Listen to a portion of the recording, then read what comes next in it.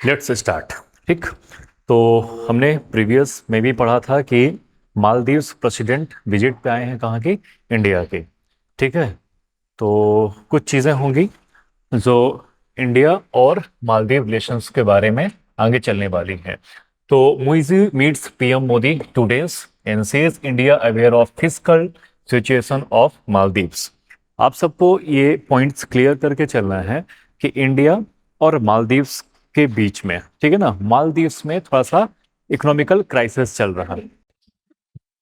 So Muizzu meets PM today says India aware of fiscal situation.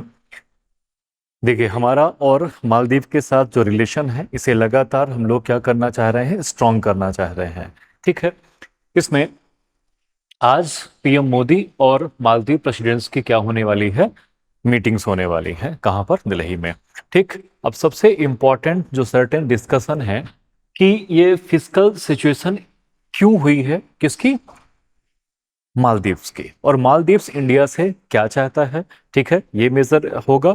इसके साथ साथ में प्रीवियस क्लास में हम लोगों ने ये भी डिस्कस किया था कि इंडिया और मालदीव्स के रिलेशंस क्या क्या हैं। ठीक है, significance of India Maldives relation और साथ में मालदीव एंड इंडियन रिलेशंस। ठीक है। चलिए, तो कुछ मेजर पॉइंट्स ये हैं कि Maldives faces many economical challenge 2024 से। और ये 2024 में रिजल्ट हमें दिख रहा है। ये लगातार कब से चलता आ रहा है? 2023 या उसके थोड़ा सा और बैकवर्ड में जाएंगे तब का। ठीक है। क्या क्या चैलेंजेस है? तो नंबर एक, जब भी किसी कंट्री में इकोनॉमिकल क्राइसिस आता है, ठीक है, फिजिकल क्राइसिस आता है, इसमें मेजर्स जो इंपॉर्टेंट चीजें होती हैं कि कुछ ना कुछ ऐसा बड़ा, ठीक है ना, क्राइसिस वहां पर आया होगा जिसके कारण से ये चीजें हुई हैं। तो नंबर एक पॉइंट आ जाता है इनका, क्लाइमेट चेंज। क्या हुआ यहाँ पर? क्लाइमेट चेंज हुआ। क्लाइमेट चेंज हुआ तो स्वाभाविक सी बात है कि वहां के टूरिस्ट को, फिशर्स को क्या कर दिया उसने? इम्पैक्ट डाला। ठीक। क्योंकि मालदीव्स की जो जीडीपी है वो किस पे डिपेंड्स करती है? ठीक है, किस पे डिपेंड्स करती है? पूरा का पूरा टूरिस्टर्स पर डिपेंड्स करती है। और जब उनके पास टूरिस्टर्स ही नहीं जाएंगे तो जीडीपी का जो इंक्रीमेंट है वो कहाँ जाएगा? अपोजिट में जाएगा, नीचे आएगा। ठीक है। तो पहला पॉइंट क्या हुआ? Climate change. जब आपका क्लाइमेट चेंज होगा, रिस्क भी बढ़ेगा, सारी चीजें आपकी खराब होगी, इंफ्रास्ट्रक्चर भी खराब होगा। ठीक। उसको सही करने के लिए आप क्या करेंगे? दुनिया भर से आपके पास जो भी फंड होगा उसे क्या करेंगे? लगाएंगे। ठीक। जो नहीं होगा उसके लिए आप दुनिया भर से मांगेंगे। ठीक। फिर लार्ज डेप्ट हो गया। मालदीव्स हैज डेप्ट टू जीडीपी रेशियो ऑफ 110%। मतलब अपनी जीडीपी से कितना ज्यादा हो गया उसका? 110% चला गया। ठीक है। टोटल डेप्ट अगर आप देखेंगे यूएस डॉलर में तो 8.2 बिलियन। द लार्ज कंट्रीज डेप्ट is made of the domestic and external loans. मतलब इन्होंने लोन्स न केवल अपने डोमेस्टिक से लिया बल्कि बाहर से भी उठाया। जैसे चाइना से लिया है, इंडिया से लिया है, या ऑल ओवर वर्ल्ड जहां जहां से उनको मिला है उन्होंने लोन लेने की कोशिश की है। फिर हाई फिस्कल डेफिसिट। ठीक। ये होना ही होना है क्योंकि जब आपके पास ये मेजर चीजें होंगी तो आप अपने फिस्कल्स को क्या करेंगे? बढ़ाने के लिए कुछ ना कुछ करेंगे, उठाएंगे। तो डेफिसिट आपके कंट्रीज का लगातार क्या होता जाएगा? बढ़ता हुआ चला जाता है। ठीक है। मे बी आपने फिस्कल पॉलिसी पढ़ी है अपनी इंडिया की। ठीक। तो आपको पता होगा फिस्कल पॉलिसी क्या होती है। और जब लगातार किसी भी कंट्रीज में, ठीक है ना, लोन्स बढ़ते जाएंगे तो उसका डेफिसिट क्या होता है? बढ़ता चला जाता है। ठीक है। फिर आप देखेंगे तो हाई करंट अकाउंट डेफिसिट्स यहां पर देखने को मिलता है। साथ साथ में Maldives has a high current account deficit due to commodity prices and capital imports. और लिमिटेड फॉरेन एक्सचेंज रिजर्व इनके पास बचा हुआ है क्योंकि लगातार ये क्या चल रहा है? इनके यहाँ क्राइसिस चल रहा है। और अनएस्टिचेबल आपको सब्सिडीज भी आपको देखने को मिलेगी जो अपनी कंट्रीज को, या वहाँ पे जो भी सिटीजन्स हैं, एम्प्लॉयज हैं, या फिर आप देखेंगे जो भी बिजनेस वाले हैं, ठीक है, या गवर्नमेंट्स की अलग अलग जो भी पॉलिसीज होती हैं जिनमें ये प्रोवाइड करवाते हैं। ओके। तो ये मेजर रीजन्स हैं जिसकी वजह से मालदीव में कौन सी क्राइसिस देखने को मिलता है? हमें फिस्कल क्राइसिस देखने को मिलता है। ठीक है। अब मोहम्मद मुइजी क्या चाहते हैं हम इंडिया से? कि इंडिया हमारी क्या करे? मदद करे। ठीक है। इज द बर्डन, मतलब हमारे बर्डन को थोड़ा सा क्या करे? आसान करे। ठीक है। क्योंकि जो वो जानता है कि इंडियन प्राइम मिनिस्टर को अच्छी तरह से पता है कि किन रीजन से हम लोग, ठीक है ना, मिलने जा रहे हैं। ओके। तो ये पॉइंट्स आपको मेजर दिमाग में अपने रखना है। ठीक है। इसके साथ साथ आप सबको पता है कि इंडिया और मालदीव्स के रिलेशंस बीच में क्या हुए थे, बिगड़ गए थे। कैसे बिगड़ गए थे? ठीक है, वहां पर भी इंडिया आउट के भी स्लोगन्स लगे थे और इंडियंस ने भी यहां से क्या किया था, इनको थोड़ा सा, ठीक है, हाँ ठीक है ना, ट्विटर ट्विटर्स में, एक्स में खूब लड़ाइयाँ देखने को मिली थी। बट अब इस बार प्रेसिडेंट का कहना है कि हम इन सब चीज़ों से क्या है, आगे आ चुके हैं। ठीक है, मालदीव्स कभी नहीं चाहता था कि हम इंडिया या अपनी जो नेबर्स कंट्रीज हैं उनके साथ हम किसी प्रकार का डिस्प्यूट रखें, क्योंकि इंडिया के जो रिलेशंस रहे हैं मालदीव के साथ हमेशा आगे के रहे हैं। ठीक है ठीक है। और इंडिया ने इनके डेवलपमेंट के लिए कुछ ऑफर्स भी किया है। India has already offered financial support worth 1.4 billion dollar to Male. Male क्या है, यहाँ की कैपिटल है। ठीक है ना, पता है ना कहाँ की? मालदीव्स की, लिख लीजिए इनको। ठीक है ना, for various infrastructure and development project. तो इंडिया ने कितना ऑफर किया है इनको, लिखते चलना है आपको, 1.4 बिलियन यूएस डॉलर में। ओके, लेकिन इससे भी अभी इनको पेट नहीं भरा है, ये चाहते हैं थोड़ा सा हमें क्या मिले, मोर, दिल मांगे मोर वाला हिसाब किताब चल रहा है। अब देखिए मोदी जी क्या करते हैं, तो कल के आप न्यूज़पेपर में भी उसको भी देखेंगे कि और क्या क्या एग्रीमेंट्स हमारे इनके बीच में हुए हैं। ठीक है, एक्चुअल में कुछ चीज़ें हैं इंडिया और मालदीव्स के रिलेशंस के बीच में, जिन्हें हमने पिछली क्लास में भी फोकस किया था और आज भी कर लेते हैं थोड़ा सा। ठीक है ना, तो देखेंगे कि हमारा क्या है, और साथ में हमारा ये लक्षद्वीप हो जाता है। ठीक, आप सबको पता है मिनी कॉ इधर हो जाता है। 8 डिग्री चैनल से हम क्या होते हैं, एक दूसरे को डिवाइड कर लेते हैं। ये पॉइंट्स ज्योग्राफिकल क्वेश्चंस भी आपसे पूछा जा सकता है, नोट डाउन कर सकते हैं। ठीक है, और ये आपको ये मालदीव्स का रीजन देखने को मिलेगा, ये आपको इंडिया वाला। ठीक है, ये लक्षद्वीप भी हमारा ही है। ठीक है, अब चलिए मालदीव सिग्निफिकेंस फॉर इंडिया। सबसे पहला क्या है, स्ट्रेटेजिक लोकेशन। तो इस लोकेशन वाइज भी हमारे लिए क्या हो जाता है, ये इंपॉर्टेंट हो जाता है। ठीक है, क्योंकि हमारी इकोनॉमी भी चलती है, हम डिजिटल इकोनॉमी की भी बात करते हैं प्लस और ब्लू इकोनॉमी की भी बात करते हैं। साथ साथ में हमारा स्ट्रेटेजिक लोकेशन भी पार्ट करता है साउथ इंडिया ठीक वाले में। ठीक है, Maldives holds immense strategic importance in Indian Ocean, acting as a gateway of Arabian Sea and beyond. Point to be noted. अगर ये क्वेश्चंस कभी आपसे पूछता भी है कि गेटवे ऑफ अरेबियन सी कौन सी कंट्री है इंडिया के लिए, तो कौन है भैया, मालदीव से। ठीक है, फिर cultural links, India and Maldives share a deep culture and historical connection. ठीक है, डेटिंग बैक सेंचुरीज। कौन कौन सा, जैसे आप 12th सेंचुरी से उठा के देखेंगे तो Buddhism was the principal religion in the Maldive island. ठीक है, मतलब बुद्धिज्म यहाँ पर अच्छा खासा मेजर रोल, ठीक है, करता है। There is an inspection of Vajrayana Buddhism that had existed in Maldives in ancient times. अगर आप इसका मतलब बुद्धिज्म जब आप पढ़ते हैं तो दो पार्ट्स हैं इसके, एक हीनयान और एक महायान।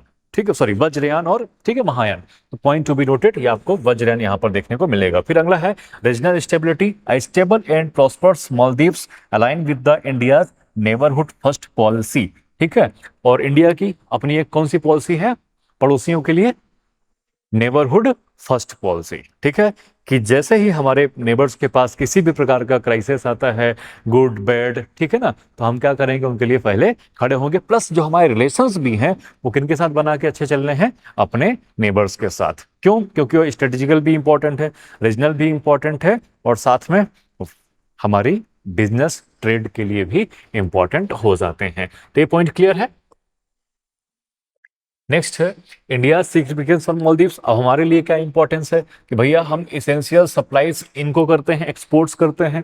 एग्रीकल्चर का सामान हो गया, जैसे राइस है, स्पाइसेस है, फ्रूट्स है, वेजिटेबल्स है और मेडिसिन है। ठीक, ये सब क्या करते हैं, हम एक्सपोर्ट्स करते हैं। किसको? मालदीव्स को। ठीक, तो मालदीव्स की इकोनॉमी में अगर आप देखेंगे इसेंशियल सर्विस में इंडिया एक मेजर रोल वहां पर प्ले करता है। तो ये पॉइंट्स भी आपको नोट डाउन अगर आपने नहीं किए होंगे तो कर लेना है। फिर एजुकेशन की बात करें तो India serve as the primary education provider for Maldivians ठीक है, higher education in Indian institute भी हम उनको प्रोवाइड करवाते हैं। ठीक है, इसके साथ साथ डिजास्टर असिस्टेंट भी है। अगर किसी प्रकार की सुनामी आ जाती है, कुछ भी आ जाता है, तो इंडिया पहले नेबरहुड फर्स्ट पॉलिसी के अकॉर्डिंग जाता है और इनकी मदद भी करता है। ठीक है, India has been a consistent source of aid during crisis such as tsunamis and drinking water shortage. मतलब आपको याद होना चाहिए, इनके यहाँ पर जब ड्रिंकिंग वाटर शॉर्टेज भी आया था, तो इंडिया ने भर भर के, ठीक है, वाटर टैंक्स यहां से क्या करे थे, सप्लाई किए थे, किसके लिए, मालदीव्स के लिए। ठीक, because we want good relations and also humanities पर हमारी, ठीक है ना, क्या जो ट्रस्ट है वो थोड़ी सी ज्यादा है। ठीक है, कुछ भी हो, चलो भैया करते हैं। एक छोटा सा न्यूज इसे आप रख लीजिएगा, अभी इस पे डिस्कस हम लोग एक दिन और किए थे। ठीक है ना, SROS में small reactor opens a door 20 years after and deals nuclear deals new Jersey forms proposal for small reactors opens door. हमने एक दिन और डिस्कशन किया था कि रसिया के साथ भी हमारा, ठीक है ना, SMR का क्या होने जा रहा है, एग्रीमेंट होने जा रहा है। इसी में एक ये भी आपको देखना है कि न्यू जर्सी के साथ भी हमारा, ठीक है, एग्रीमेंट चल रहा है। ठीक है, चल, nearly 2 decades after India and the US concluded a civil nuclear deal, the first real silver hope to bilaterally leverage the commercial potential this land market impact comes from the unlucky contender। ठीक है, तो ये points आपको दिमाग पे रखना है, इसमें हम लोग बाद में डिस्कस करेंगे थोड़ा सा अच्छे से। ठीक है, जो मेजर न्यूज है आज की, ठीक है, इसके आगे वाले में वो है फॉरेन टूरिस्टर्स इन इंडिया। ठीक है, हेडिंग आप लोग डाल सकते हैं, फॉरेन टूरिस्ट इन इंडिया या फॉरेन टूरिस्ट अराइवल्स, FTA भी इनको हम लोग कहते हैं शॉर्टकट में। More Indians traveling abroad, but arrivals yet to hit pre-COVID levels। ठीक, देखिए, किसी भी कंट्री की GDP में मेजर रोल होता है किसका, टूरिस्टर्स का। ठीक, हम इंडियंस किसी कंट्री में अगर जाते हैं तो वहाँ की GDP में भी इम्पैक्ट डालते हैं, प्लस जब फॉरेनर्स भी हमारे कंट्रीज में आते हैं तो हमारे GDP में भी वो भी इम्पैक्ट डालते हैं। ठीक, जैसे मालदीव्स जैसे कंट्रीज में इंडियन टूरिस्टर्स का रोल सबसे ज्यादा रहता है। ठीक है, उसी प्रकार से फॉरेनर्स का भी रोल हमारे GDP में रहता है एज अ टूरिस्टर्स। ठीक, हर एक डिपार्टमेंट्स ओपन होते हैं अलग अलग कंट्रीज में। ठीक है, तो कुछ डेटाज हैं आपके पास फॉरेन टूरिस्टर्स अराइवल्स इन इंडिया में। तो फर्स्ट हाफ 2024 आप देखेंगे, ठीक, तो आपको कितना देखने को मिलता है लाख में, 47.78 लाख में, जो कि अभी थोड़ा सा क्या है, कम है।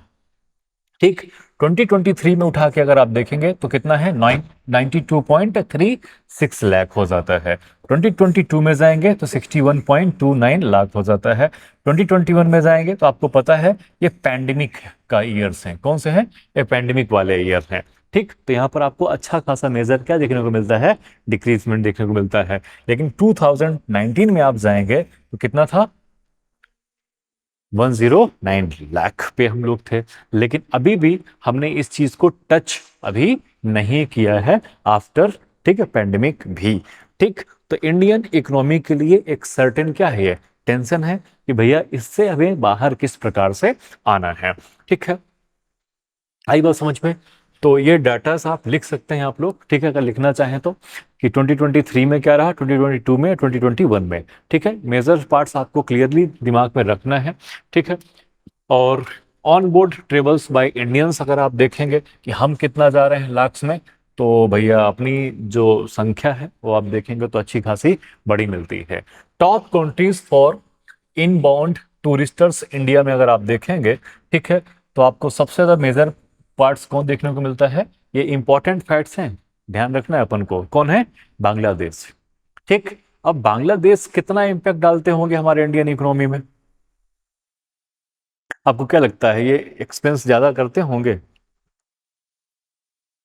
ठीक, हो सकता है बाय इंडिया वो कहीं आना जाना चाह रहे हो, इस बेस पे भी तो आता है ना कि चाइना जाना है तो चलो बाय इंडिया चले जाओ, या कहीं फॉरेन कंट्रीज जाना है तो बाय इंडिया चले जाओ, कई बार वो भी ऐसे भी आते हैं, लेकिन परसेंटेज आप उठा के देखेंगे तो आपको इनका ज़्यादा देखने को मिलेगा। फिर यूएस वाले 17.6%, यूके 9.8%, कनाडा 4.5, ऑस्ट्रेलियन 4.3, और अदर कंट्रीज में भी थोड़ा थोड़ा सब आ जाते हैं, जो कि 42.2% हो जाता है। क्वेश्चन जब भी हमसे पूछे जाते हैं वो टॉप 3 टॉप 4 वाले ही पूछे जाते हैं।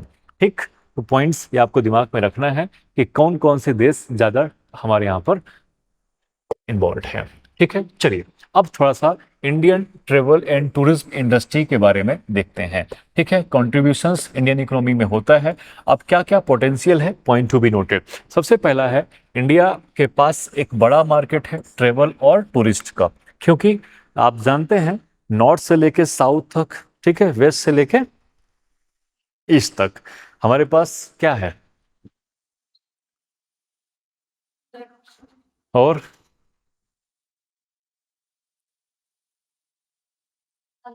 ट्रेवलिंग का शौक तो होगा, है ना? तो बताओ फिर क्या क्या शौक रहते हैं देखने में सुनने में, इंडिया के पास क्या है क्या नहीं है।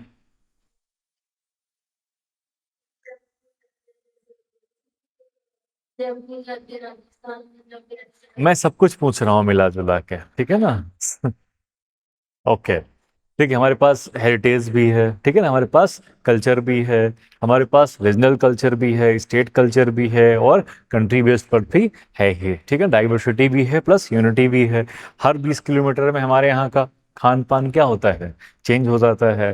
ठीक, तो इतना डाइवर्सिटी आपको और दुनिया में देखने को नहीं मिलनी है जितना कि आपको इंडिया में देखने को मिलती है। ठीक है, आप यहाँ पर बैठे हैं तो आपको पंजाबी मिलेगी, थोड़ा ऊपर चले जाइए आपको हिमाचल पहुंच जाएंगे, नीचे चले जाएं आप हरियाणा पहुंच जाएंगे, ठीक है, उसके नीचे चले जाएं आप दिल्ली, मतलब आपको हर प्रकार का टेस्ट यहाँ पे मिलने वाला है।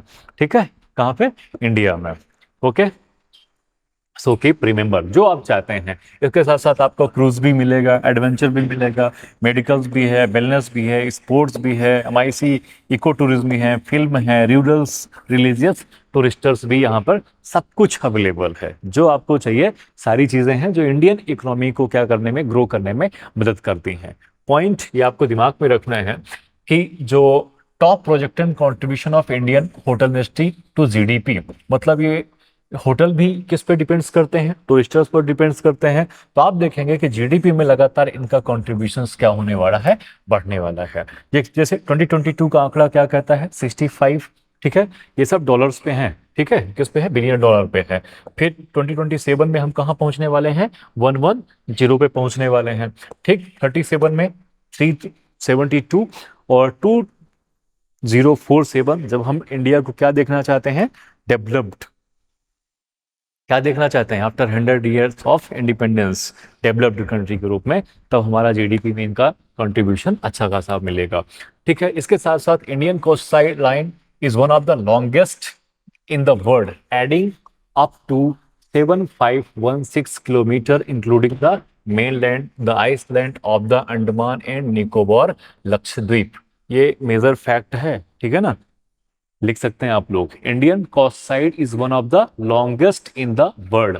ठीक है, 7516 किलोमीटर, कितना हो जाता है, 7516 किलोमीटर। ठीक है, किसको इंक्लूड करने के साथ साथ अंडमान एंड निकोबार लक्षद्वीप को भी। ठीक है, तो ये जो चीजें हैं, क्योंकि आप गोवा का बीच हो गया, केरला हो गया, ठीक है, अंडमान निकोबार, इन आइसलैंड्स पे भी आप जाके क्या कर सकते हैं, समुद्र दर्शन। ठीक है, क्या उनसे दर्शन, समुद्र दर्शन। आपको याद होना चाहिए जब आप हिस्ट्री पढ़ोगे ना, तो you will read about the Akbar, ठीक है ना, अकबर का यहाँ जन्म भी हुआ, एवरीथिंग ही, ठीक है ना, और रूल्ड इंडिया, लेकिन इसके बावजूद समुद्र दर्शन बहुत लास्ट में हुआ था उसका। ये क्वेश्चंस पूछा जाता है कई बार, ठीक है ना, कि किस विक्ट्री के बाद अकबर ने समुद्र दर्शन किया था, आप लोगों ने कर लिया, अभी नहीं किया है, ओके, सिलेक्शन के बाद कर लीजिएगा। ओके, अगर आपका यूपीएससी में होता है तो इंडियन गवर्नमेंट खुद आपको न केवल समुद्र दर्शन कराती है बल्कि भारत दर्शनम, और भारत दर्शन के बाद आपको वर्ल्ड के भी कुछ, ठीक है ना, सेलेक्टेड कंट्रीज है जहां पर आपको ले जाया जाता है। ठीक है, बहुत अच्छी जॉब है भाई साहब। चलिए अब आते हैं इनिशिएटिव्स क्या क्या लिए गए हैं इंडियन गवर्नमेंट के द्वारा। तो ये इंपॉर्टेंट है, ध्यान रखना है।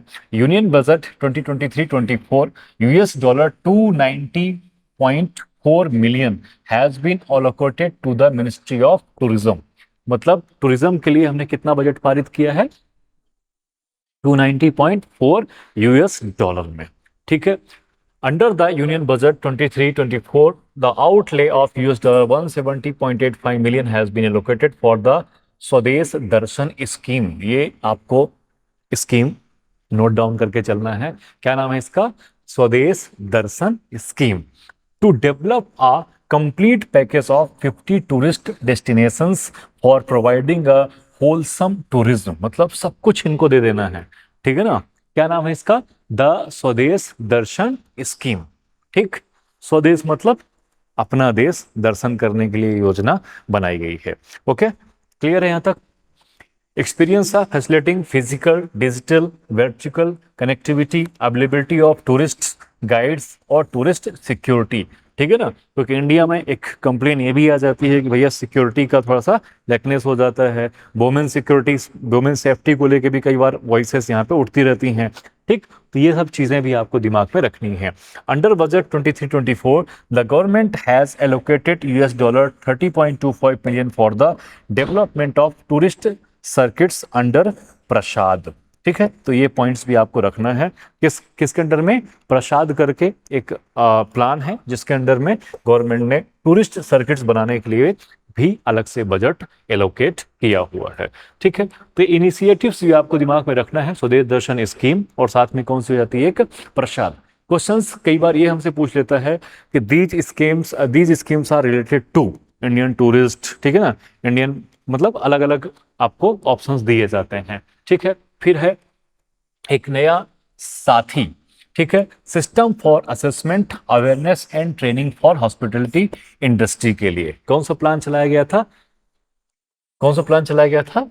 साथी। ठीक है, इसका फुल फॉर्म भी आपको दिमाग में रखना है। System for assessment awareness and training for the hospitality industry.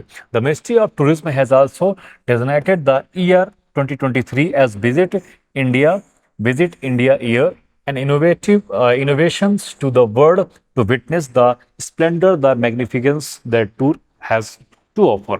India welcomes 100% FDI investments in tourism industry, ठीक है, and automatic routes. पॉइंट ये आपको क्लियर, कभी क्वेश्चंस पूछता है या मेंस में भी ये क्वेश्चंस बनता है तो आपको रिमेंबर रखना है दिमाग में अपने। ठीक है ना? कि हम FDI कितने % रखते हैं अपने टूरिस्ट सेक्टर में?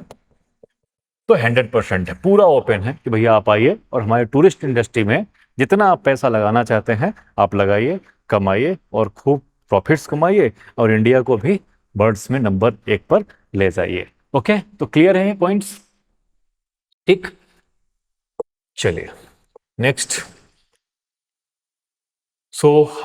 अलग अलग कंट्रीज के बारे में अगर हम डिस्कस करें, ठीक है, कि इंडिया में जो फॉरेन टूरिस्टर्स हैं, जो FTA फॉरेन टूरिस्टर अराइवल्स है वो क्या हुआ है? थोड़ा सा कम हुआ है। लेकिन अदर कंट्रीज में अगर आप देखेंगे, कतर है, दुबई है, वियतनाम है, श्रीलंका है, इन सब जगहों पर आफ्टर कोविड भी टूरिस्टर्स क्या हुए हैं?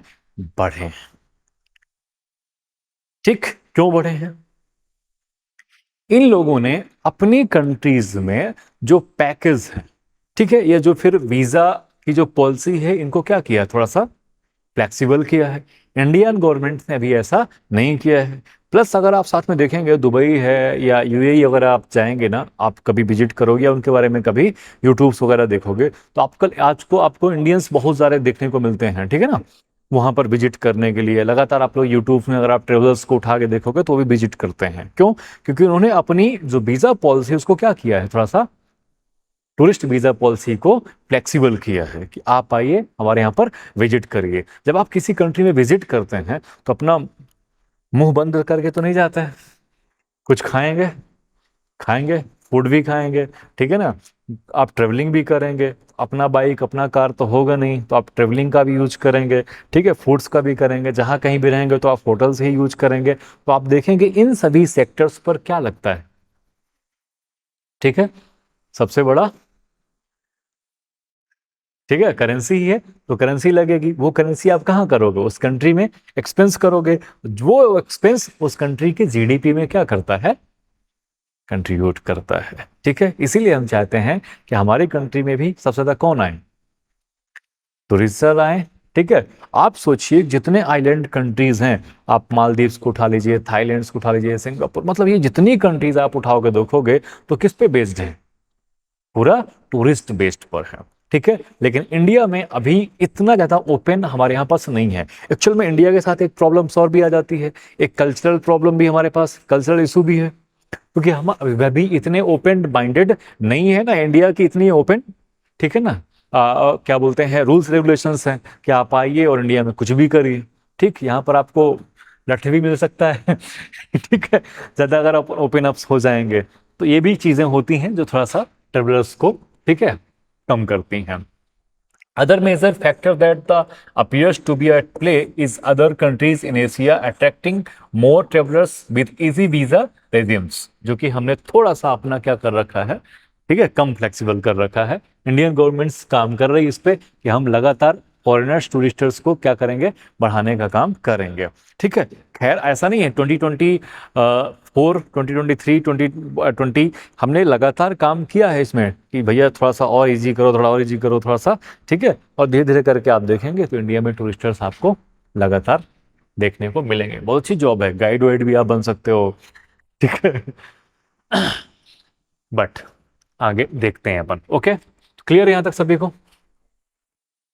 चलिए अब आते हैं नेक्स्ट मूव पर। Trade not just globalise but it's also new weaponised. Jaishankar, आप सबको पता है कि अभी मिडिल ईस्ट टेंशन चल रही है वर्ल्ड्स में। ठीक है, उसका मेजर रीजन क्या है, इजराइल और जो भी गल्फ कंट्रीज हैं इनके बीच में वॉर्स, ठीक है, चल रही है। इसी बीच में जयशंकर साहब ने कहा है कि Wars diverting focus from IMEC BDV's reforms climate change.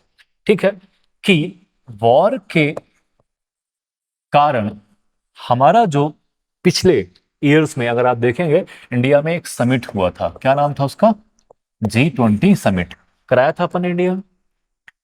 G20 summits में हमने कई सारी स्कीम्स बनाई। ठीक है, हमने कई सारे पैक्ट्स किए कि इन इन चीजों पे हमें क्या करना है, आगे चल के वर्क करना है इन सभी कंट्रीज के साथ मिलकर। लेकिन मिडिल ईस्ट में जब वॉर छिड़ गया तो आप देखेंगे जो मेजर फोकस है वो वर्क से हट के कहां चला गया, वॉर पे चला गया।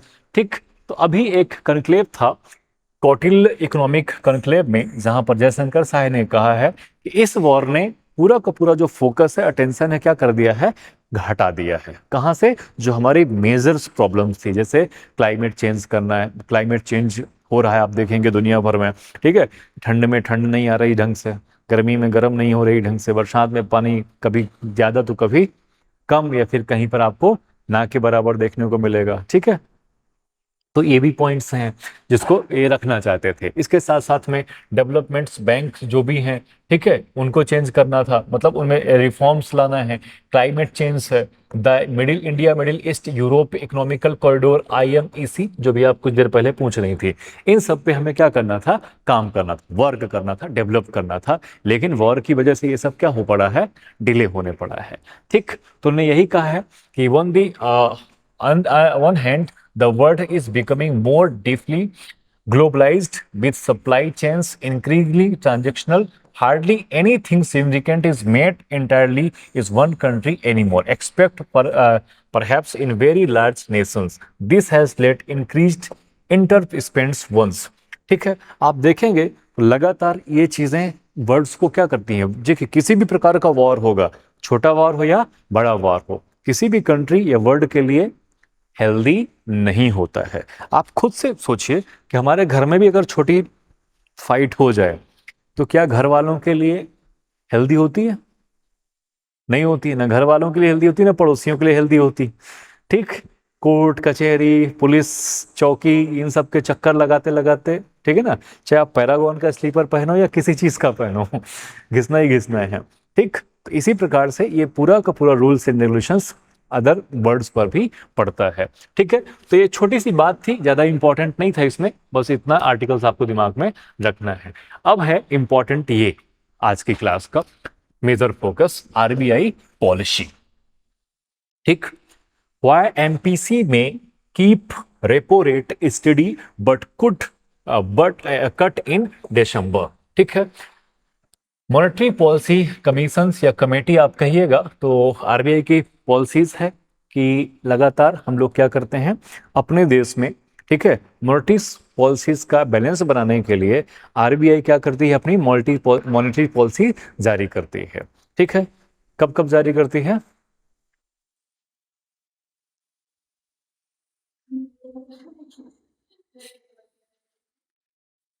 How many times?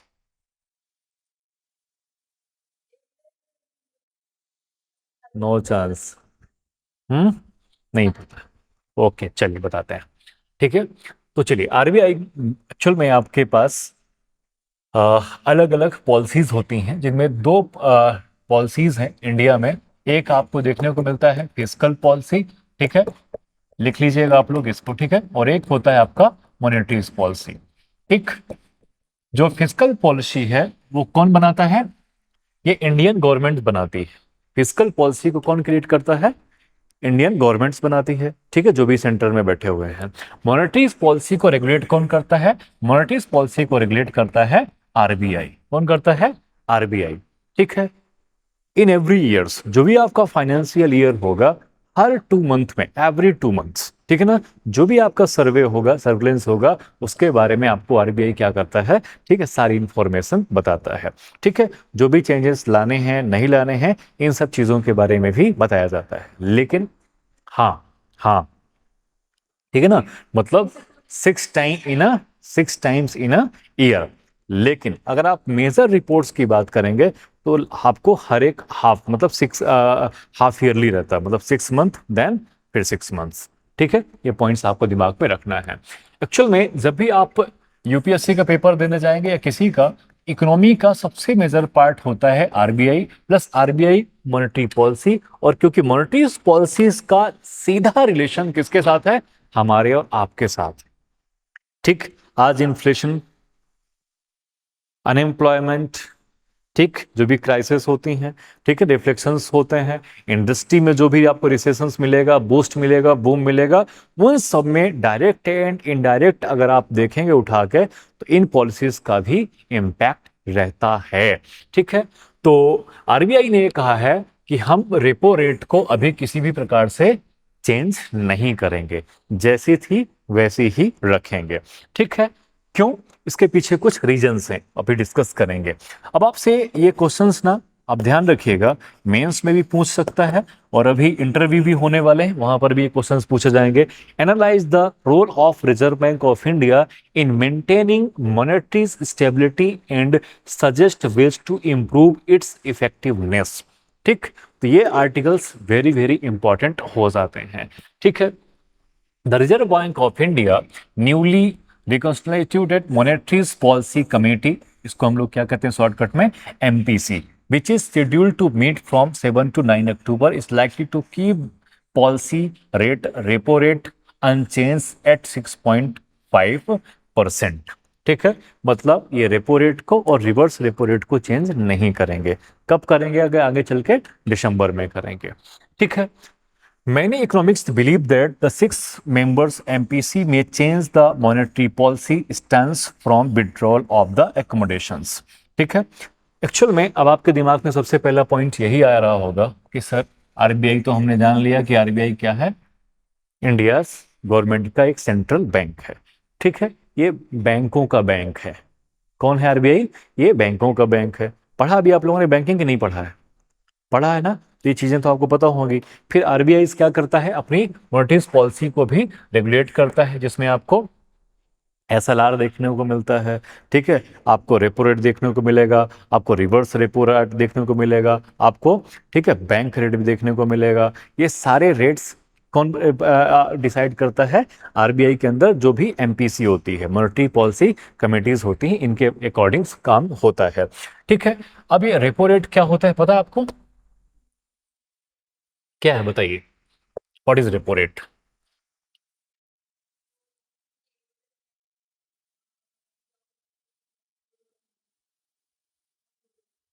फिर बैंक रेट क्या है?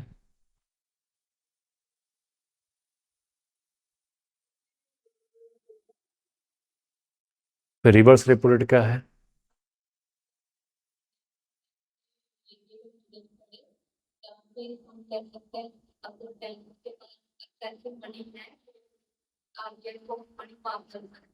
हम्म,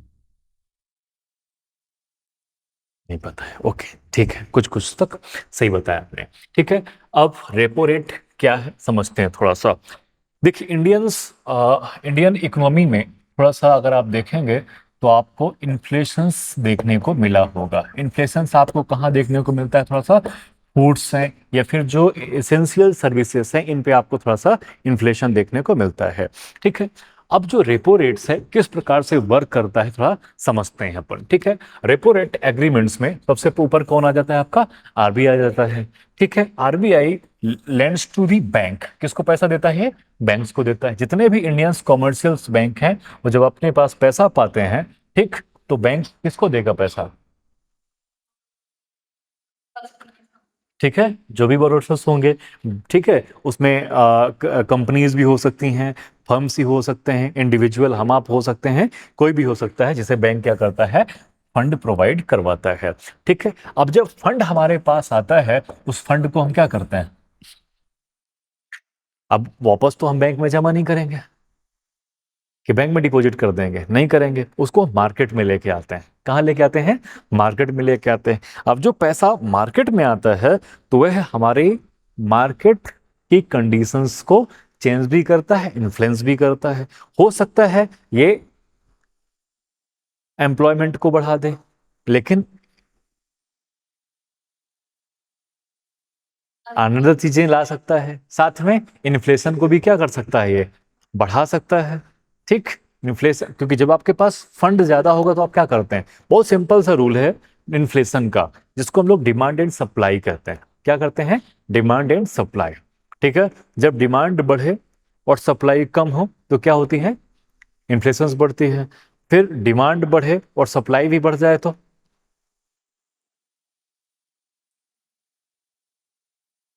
या फिर चलिए सप्लाई बढ़ जाए डिमांड कम हो, ठीक है, इसका जस्ट अपोजिट हो जाता है। ठीक है, फिर आप देखेंगे तो रेट क्या हो जाते हैं लगातार आपको नीचे होंगे। क्यों होंगे? क्योंकि सप्लाई ज्यादा है और डिमांड कम है, तो प्राइजेस अपने आप क्या होंगे? कम होंगे। ठीक, इसीलिए गवर्नमेंट्स क्या करती है या आरबीआई क्या करता है? अपनी पॉलिसीज को चेंज करता रहता है। क्या करता रहता है? पॉलिसीज को चेंज करता रहता है, जिसमें अलग अलग रेट होते हैं। रेपो रेट अगर आप देखेंगे, ये शॉर्ट टर्म्स के लिए होता है। किसके लिए होता है? Short term. और जो बैंक रेट होता है वो किसके लिए होता है? लॉन्ग टर्म के लिए होता है। ये पॉइंट अपने माइंड्स में, दिमाग में रखिएगा हमेशा। ठीक है ना? रेपो रेट किसके लिए है? शॉर्ट टर्म्स फंड प्रोवाइड करवाने के लिए है। ठीक है ना? और जो बैंक रेट है वो लॉन्ग टर्म के लिए काम करता है।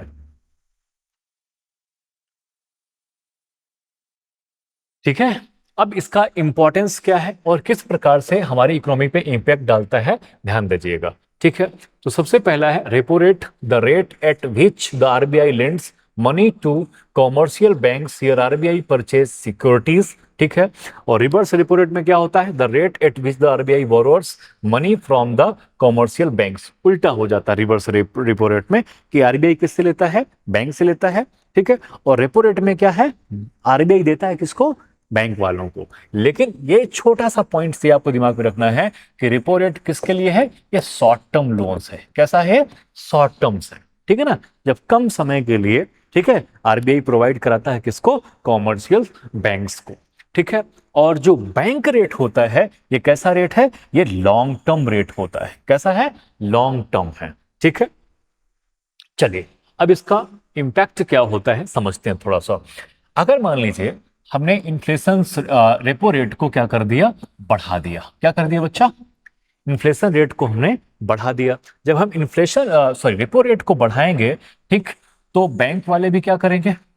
बैंक वालों को शॉर्ट टर्म लोन्स महंगा पड़ेगा कि सस्ता पड़ेगा? महंगा पड़ेगा। ठीक, जब महंगा पड़ेगा तो बैंकर्स भी, कॉमर्शियल बैंक भी क्या करेंगे, इंटरेस्ट रेट्स को क्या कर देंगे, बढ़ा देंगे। जब ये इंटरेस्ट रेट्स को बढ़ाएंगे तो जो बायर्स हैं, ठीक है ना, हम जैसे लोन लेने वाले हैं, वो लोन ज्यादा लेंगे कि कम लेंगे? ठीक है, लोन लेने वालों की क्या हो जाएगी, काउंटिंग कम हो जाएगी, एबिलिटी भी क्या हो जाएगी, कम हो जाएगी, क्योंकि महंगा लोन कौन लेना चाहेगा? लेना चाहेंगे आप? नहीं लेना चाहेंगे। ठीक, ठीक, जब आप महंगा लोन नहीं लेंगे, ठीक, तो इंपॉर्टेंस ये हो जाता है कि बाजार में, मार्केट में इन्वेस्टमेंट्स भी क्या हो जाता है, क्योंकि ट्रेडर्स भी क्या करेंगे, लोन्स कम लेंगे। ठीक है ना, बिजनेसमैन पैसा क्या करेंगे, कम लेंगे। ठीक है, ये फिर जो भी आपके मार्केट्स में होंगे वो क्या करेंगे, फंड को कम लेंगे। जब फंड कम लेंगे तो इन्वेस्टमेंट्स भी क्या होगा, कम होगा। जब इन्वेस्टमेंट्स कम होगा, ठीक है, तो लोगों को मनी कम मिलेगी कि ज्यादा मिलेगी, कम मिलेगी। जब लोगों को मनी कम मिलेगी तो कंजम्पशंस कैसा होगा, कम होगा कि ज्यादा होगा? आप खाना क्या कर देंगे, अब सीधा सीधा लगाइए ना हिसाब किताब, कि आप अपना एक्सपेंस क्या करेंगे, सीधे कम कर देंगे। ठीक है, फिर डिमांड भी क्या हो जाएगी, बहुत सिंपल है, पैसा नहीं है तो आप सबसे पहले क्या करेंगे, अपनी डिमांड को भी कम कर देंगे। ठीक, जब आपकी डिमांड कम हो जाएगी तो आप मार्केट नहीं जाएंगे। जब मार्केट में लेन देन ज्यादा नहीं होगा तो इन्फ्लेशन क्या होगा, अपने आप क्या होगा, कम होगा। खत्म तो नहीं होगा लेकिन क्या हो जाएगा, कम हो जाएगा। आ रही बात समझ में? ठीक है, जैसे अपन अभी विंटर आने वाला है, ठीक है ना, विंटर क्लॉथ अगर आप 2 महीने पहले लेने जाते तो आपको महंगे मिलते कि सस्ते मिलते हैं? सस्ते मिलते हैं, क्यों? क्योंकि उस समय डिमांड नहीं है। ठीक है, एक प्रकार से सीजनल हो जाता है, लेकिन आप देखेंगे तो इन्फ्लेशन को रोकने का काम आरबीआई इसी प्रकार से करती है, रेट को बढ़ाना और रेट को घटाना। इसी के अपोजिट अगर आप देखेंगे, रेपो रेट को इंक्रीज की जगह क्या कर दिया जाए, डिक्रीज कर दिया जाए, कम कर दिया जाए। जब कम कर दिया जाएगा तो इंटरेस्ट रेट भी क्या होगा, कम होगा। जब इंटरेस्ट रेट कम होगा, ठीक, तो बोरोवर्स क्या करेंगे, उधार लेने वाले ज्यादा पैसे लेंगे। जब वो ज्यादा पैसे उठाएंगे बैंक से, ठीक है, उस फंड को कहाँ ले जाएंगे, मार्केट में ले जाएंगे। जब मार्केट में फंड आएगा तो स्वाभाविक बात है, इन्वेस्टमेंट क्या होगा, बढ़ेगा। जब इन्वेस्टमेंट्स बढ़ेगा तो एम्प्लॉयमेंट भी बढ़ेगा। जब एम्प्लॉयमेंट बढ़ेगा तो लोगों के पास मनी भी आएगी। जब मनी आएगी तो लोगों का कंजप्शंस भी क्या होगा, बढ़ेगा। जब कंजप्शंस बढ़ेगा तो स्वाभाविक सी बात है, डिमांड भी बढ़ेगी। जब डिमांड बढ़ेगी तो कौन बढ़ेगा, इन्फ्लेशन भी बढ़ेगा, महंगाई भी बढ़ेगी। सारी बात समझ में? ठीक, तो इसका सीधा इम्पेक्ट हमारी और आपकी, ठीक है, डेली रूटीन पर भी पड़ता है। क्लियरली समझ में आई बात? पक्का ना? ठीक है, तो ये पॉइंट्स अपने दिमाग में रखना है कि रेपो रेट कैसे काम करता है। इसी प्रकार से रिवर्स रेपो रेट को उठाएंगे तो भी वही करेगा। बैंक रेट को आप देखेंगे तो बैंक रेट बढ़ा, ठीक, तो यहां पर भी आप देखेंगे इंटरेस्ट रेट भी क्या हो जाएगा, बढ़ेगा। ठीक, फिर जितने उधार लेने वाले हैं वो क्या कर देंगे, डिमांड्स को कम कर देंगे, तो मार्केट में इन्वेस्टमेंट्स भी क्या हो जाएगा, कम हो जाएगा। जब इन्वेस्टमेंट्स कम होगा तो मार्केट में भी पैसा कम जाएगा, तो लोगों के पास भी पैसा कम आएगा। जब लोगों के पास पैसा कम आएगा तो उनका भी कंजप्शन एक्सपेंस क्या होगा, कम होगा, तो डिमांड भी क्या होगी, कम होगी। और इन्फ्लेशन अगर आप देखेंगे तो किस में हो जाएगी, अपने कंट्रोल में होगी, कम होगी। इसी के अपोजिट बैंक रेट को क्या कर दिया हमने, कम कर दिया। ठीक, तो बैंक, कॉमर्शियल बैंक भी क्या करेंगे, अपने बैंक रेट को, ब्याज रेट, इंटरेस्ट रेट को क्या कर देंगे, कम कर देंगे। तो बोरोवर्स भी क्या करेगा, पैसा ज्यादा उठाएगा, कहां से, बैंक से। जब पैसा ज्यादा उठाएगा तो पैसा ज्यादा कहां लगाएगा, मार्केट में। जब मार्केट में ज्यादा पैसा आएगा, ठीक, तो इन्वेस्टमेंट भी बढ़ेगा, प्लस काम होगा, एम्प्लॉयमेंट मिलेगा, लोग फिर क्या करेंगे, डिमांड बढ़ाएंगे, फिर कंजप्शंस बढ़ेगा। जब ये चीजें बढ़ेगी तो इन्फ्लेशन भी क्या होगा, क्या होगा, बढ़ेगा। ठीक, इस प्रकार से पूरा मार्केट काम करता है। ठीक है ना, इसीलिए आप देखेंगे आरबीआई अपनी पॉलिसीज को बड़ा, ठीक है ना, क्रिटिकल तरीके से काम करता है। इसी के अपोजिट जब आप फिस्कल पॉलिसी को देखेंगे तो फिस्कल पॉलिसी में इतना टेंशन नहीं लिया जाता है, क्योंकि उसको कौन बनाती है? गवर्नमेंट बनाती है। और गवर्नमेंट का काम एक्चुअल में आप देखेंगे तो पॉलिटिकल इन्फ्लुएंस उसमें ज्यादा होता है, क्योंकि गवर्नमेंट को पब्लिक वोट भी चाहिए है, पब्लिक को सेटिस्फाई करके भी चलना है। ठीक है, इसलिए आप देखेंगे कभी टैक्सेशन बढ़ रहा है, कभी टैक्सेशन घट रहा है, कभी सब्सिडीज ज्यादा मिल रही हैं, कभी सब्सिडीज कम मिल रही हैं, कभी स्कीम्स कम आएंगी, कभी स्कीम्स ज्यादा आएंगी। ठीक, इन चीजों को बैलेंस करने का काम कौन करता है? आरबीआई करता है। कौन करता है? आरबीआई, क्योंकि आरबीआई को इलेक्शन लड़ने तो जाना नहीं है। ठीक है, तो वो इन्फ्लेशन को काम रोकने में अपनी पूरी, ठीक है ना, कल्चर्स को चेंज करने का काम करता है। ये पॉइंट्स क्लियर हुआ? ठीक है, कोई डाउट हो तो पूछ लीजिए यहां से। पक्का? चलिए, तो ये पॉइंट्स, हाँ क्लियर है? ठीक है, तो ये पॉइंट्स आपको दिमाग में रखना है कि लिक्विडिटी एडजस्टमेंट फैसिलिटी के अंतर्गत आपका ये कौन आता है? रेपो रेट है, रिवर्स रेपो रेट है, ठीक है, आपका बैंक रेट्स है। ये पॉइंट्स दिमाग में रखिएगा आप लोग, ठीक है। और क्लास जब आपको वीडियो मिले तो इसका स्क्रीनशॉट लेके नोट्स भी बना लीजिएगा। नेक्स्ट क्लास में हम पक्का पूछा करेंगे आपसे, ठीक है, कि बैंक रेट क्या है और रेपो रेट क्या है। ठीक है, फिर एसएलआर में आते हैं, स्टेशनरी लिक्विडिटी रेशियो होता है, ठीक है। और इसके बाद आएंगे तो आपका कैश रिजर्व रेशियो, जिसको सीआरआर भी कहा जाता है। और आपका एक ओएमओएस हो जाता है, जिसको आप लोग ओपन मार्केट ऑपरेशंस भी कहते हैं। ठीक है, तो कुछ मेजर फीचर्स होते हैं जिसके माध्यम से मॉनेटरी पॉलिसी चलाने का काम करती है गवर्नमेंट, सॉरी आरबीआई, गवर्नमेंट का नाम मैं ले रहा हूँ, आरबीआई आएगा। ठीक है, तो इसके दो टूल्स होते हैं, एक होता है क्वांटिटेटिव टूल्स और एक होता है क्वालिटेटिव टूल्स, जिसमें मार्जिनल रिक्वायरमेंट्स होती हैं, सेलेक्टिव क्रेडिट कंट्रोल होते हैं और मोरल सेशंस होती हैं। लेकिन क्वांटिटेटिव वाले में आप जाएंगे जिसमें लगातार आरबीआई काम करता है। इनडायरेक्टली हम क्या करते हैं? रेपो रेट हो गया, रिवर्स रेपो रेट है, बैंक रेट है, एमएसएफ है, बेस रेट है, इन सबको हम कभी इंक्रीज करने का तो कभी डिक्रीज करने का काम करते हैं। और डायरेक्ट अगर बैंकों पर काम करना है तो सीआरआर है, एसएलआर है या रिफाइनेंस फैसिलिटी है, इन पे आरबीआई अपना, ठीक है, कसंजा कसने का काम पूरा करता है। ठीक है, तो ये पॉइंट्स क्लियर हुआ? ठीक है, किस प्रकार से काम होगा, तो ये मेजर मेजर पॉइंट्स हैं, आपको इंपॉर्टेंट दिमाग में अपने रखना है। ठीक है, तो अब समझ में आया रेपो रेट। तो अब हमारी आरबीआई क्या करना चाह रही है? अपने रेपो रेट को अभी के लिए फिक्स करना चाह रही है कि भैया ना हम इसको अभी बढ़ाने वाले हैं, ना ही इसको हम क्या करने वाले हैं? कम करने वाले हैं। अभी क्या रहेगा? दिसंबर तक फिक्स रहेगा, अभी की मीटिंग में जो, ठीक है, फिक्स होने मतलब तय हुआ है। क्लियर है? तो इंडिया में आप सबको पता है हम लोग अलग अलग प्राइस इंडेक्स के माध्यम से इन्फ्लेशंस को काउंट करते हैं, ठीक है ना, जिसमें दो चीजें खासकर आती हैं, एक आपका सीपीआई आ जाता है और एक आपका क्या आता है? डब्ल्यूपीआई आ जाता है। ठीक है, होलसेल प्राइस इंडेक्स और कंज्यूमर प्राइस इंडेक्स, जिसके माध्यम से आप क्या करते हैं? इंडिया में इन्फ्लेशंस को कैलकुलेट करते हैं। ठीक है, सबसे ज्यादा सर्टेन अगर आप देखेंगे तो आरबीआई दोनों पे काम करता है, कंज्यूमर प्राइस इंडेक्स पर भी काम करता है और होलसेल प्राइस पे। लेकिन होलसेल प्राइस इंडेक्स पर आपको एग्जैक्ट इन्फ्लेशन को पता करना थोड़ा सा डिफिकल्ट है। पता तो चल जाता है बहुत जल्दी, लेकिन थोड़ा सा होलसेल वाले मामले में दिक्कतें है ना, कि जो रेट आपको एप्पल का होलसेल में चंडीगढ़ में होगा वो आपको पटियाला में नहीं होगा। ठीक, वो हरियाणा में आपको नहीं मिलेगा, नीचे आप चले जाइए दिल्ली में आपको नहीं मिलेगा। ठीक, अलग अलग रीजन में आपको अलग अलग रेट देखने को मिलते हैं। इस प्रकार से आप ऑल ओवर कंट्रीज का इन्फ्लेशन जल्दी नहीं बता सकते हैं, लेकिन कंज्यूमर प्राइस इंडेक्स में आप बता सकते हैं कि सर्टेन आपको इन्फ्लेशन क्या है इन अलग अलग, ठीक है, स्टेट्स के माध्यम से। ठीक है, तो क्लियर है सभी को? चलिए, तो when is RBI expected to cut repo rate, तो ये हमने बात की है आपको दिसंबर तक में। कब तक में? दिसंबर तक में। अभी 2 महीने तो भैया ये फिक्स ही होने वाला है। ओके, हमने आईपीओ के बारे में डिस्कस किया था पिछली क्लास में, इनिशियल पब्लिक ऑफरिंग। ठीक है, IPO windfall investors makes 41.8% gain from 38 new issues in 6 month. ठीक है, ये शेयर मार्केट्स में अच्छा खासा क्या है भैया? बूम है, लोगों को अच्छा खासा बेनिफिट्स मिल रहा है, प्रॉफिट्स मिल रहे हैं।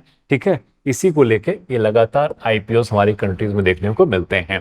ठीक है, अगर हम परफॉर्मेंस देखें 2024 में कि आईपीओस का क्या रहा है, कितने साइज इशू किए गए हैं, फिर ऑफर्स क्या रहा है और रिटर्न्स कितना कितना मिला है। तो आप उठा के देखेंगे टॉप आईपीओज में नंबर 1 पर आपका भारती हेक्साकॉन देखने को मिलेगा, जिसने 4275 इशूज किया था इन्होंने, ठीक है ना, जिसमें ऑफर प्राइस रहा है 570 का, ठीक है। लिस्टिंग गेन हुई है 42.76 का, और रिटर्न कितना मिला है लोगों को 85.3%। मतलब फायदा ही फायदा, ठीक है ना।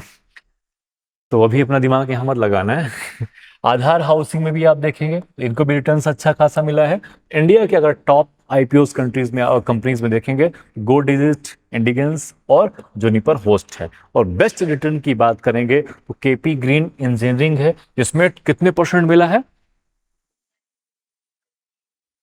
ठीक है। इसी में आ जाएंगे ज्योति सीएनसी ऑटोमेशंस में 265, एक्सिकॉन टेली सिस्टम्स में आएंगे 220, टीबी और जेक में आएंगे तो 101, और जेएनके इंडिया में आएंगे तो 92.41% हो जाता है, ठीक है। इंपॉर्टेंट ये इसलिए हो जाता है आईपीओ क्योंकि ये हमारे देश के शेयर मार्केट को बताता है कि कितना स्ट्रॉन्ग हो चुका है या आने वाले समय पे होने वाला है, ठीक है। After witnessing huge over subscription and listing at good premiums on the exchange, investors have made bumper gains in the initial public offering, ठीक है। आ रही बात समझ में कि जब भी कोई कंपनी पहली बार पब्लिक में जाना चाहती है तो क्या करती है, वो आईपीओ पब्लिश करती है, ठीक है ना। किसका, और इसको अप्रूवल कौन देता है, हाँ, SEBI, security exchange board of India, ठीक है। Market turnover is gain 41.8% from the 38 IPOs in the first half of 2025, और भी ज्यादा हो सकता है, ठीक है।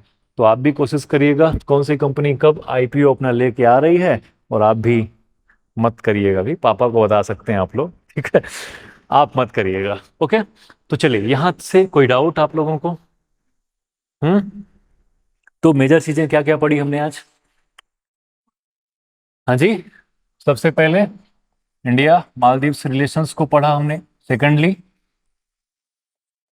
फॉरेन ट्रेवलिंग, ठीक है, फॉरेन टूरिस्ट अराइवल्स के बारे में हमने जाना थोड़ा सा, उसका डेटा भी पढ़ा और सारी चीजें साथ में देखी। इसके साथ थर्ड पॉइंट्स क्या था, हाँ जी, हमने आरबीआई के रेपो रेट पॉलिसी को, मॉनेटरी पॉलिसी जो आने वाली है उसमें हमने रेपो रेट को डिस्कस किया है, और साथ में आईपीओ को, ठीक है।